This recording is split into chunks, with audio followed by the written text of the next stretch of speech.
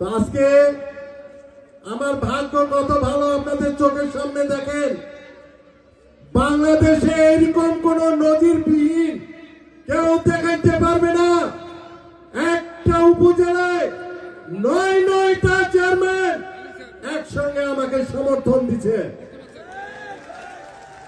কি এটা সৈয়দপুরবাসীর গৌরব না? এইটা সৈয়দপুরবাসীর অহংকার না? কেন দিছে? সিদ্দিক একজন সৎ ব্যক্তি। আজকে যদি আমি খারাপ ব্যক্তি হইতাম, আমি যদি অন্যায় করতাম, আমি যদি আমানত খেয়ানত করতাম, আমি যদি মানুষের টাকা নিয়ে অপচয় করতাম, মানুষের ঘুষ খাইতাম, বিভিন্ন ধরনের আইন কানুন নিয়ে আমি মানুষকে হয়রানি করতাম, তাহলে আজকে এই ৯টা লোক, এতগুলা লোক আমার সঙ্গে ভোটে আসতো না এবং আপনারাও আসতেন না। তাই আপনারা গুজবে কান দিবেন না। যারা আজকে বিএনপির নামে সন্ত্রাসী করতেছে, চাঁদাবাজি করতেছে, তাদেরকে বর্জন করুন এবং যারা মামলা করতেছে, যারা নিরীহ মানুষকে মামলা হয়রানি করতেছে, এর পরিণতি খারাপ হবে। আপনারা একদিন বিপদে পড়বেন। আজকে আমাকে অনেক হয়রানি করা হয়েছে, আমাকে আজকে অনেক হয়রানি করা হয়েছে।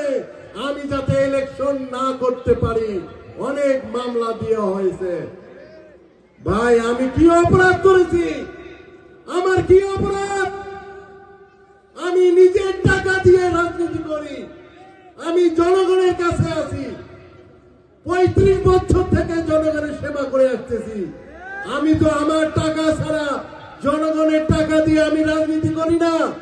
আমার নিজের টাকা দিয়ে আমি রাজনীতি করি। আমার নিজস্ব ফাউন্ডেশন আছে, যে ফাউন্ডেশনে আমার বাবার নামে এখানে অনেক গরিব মানুষকে আমরা সহযোগিতা করি। তো আজকে আমি তাদের বাধা, আমাকে অনেক চেষ্টা করা হয়েছে যাতে আমি ভোটে দাঁড়াইতে না পারি। এখানে ভাই ও বোনেরা আপনারা জানেন, আপনারা আমাকে ভালোবাসেন বিধায়, আপনাদের দোয়া আছে বিধায় আজকে আপনাদের সামনে আসে নির্বাচনের প্রচারণা করতেছি। আপনাদের দোয়া ছাড়া আমি এখানে আসতে পারতাম না, আপনাদের দোয়া ছাড়া আমি এমপি হইতে পারতাম না।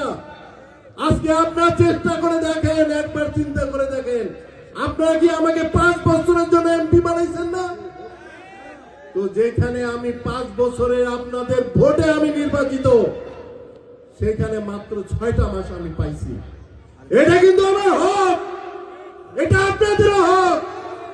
সুষ্ঠু নির্বাচনের মাধ্যমে এই নির্বাচন হয়েছে।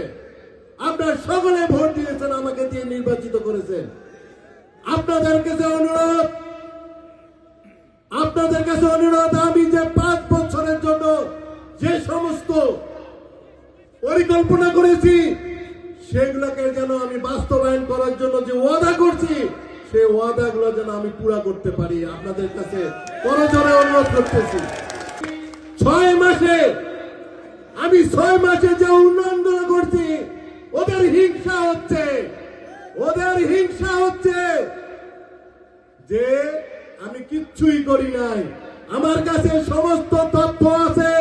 আপনারা উপজেলা অফিসে গেলে, সমস্ত সৈয়দপুর কিশোরগঞ্জে উপজেলা গেলে সমস্ত তথ্য পাবেন ইঞ্জিনিয়ারের কাছে।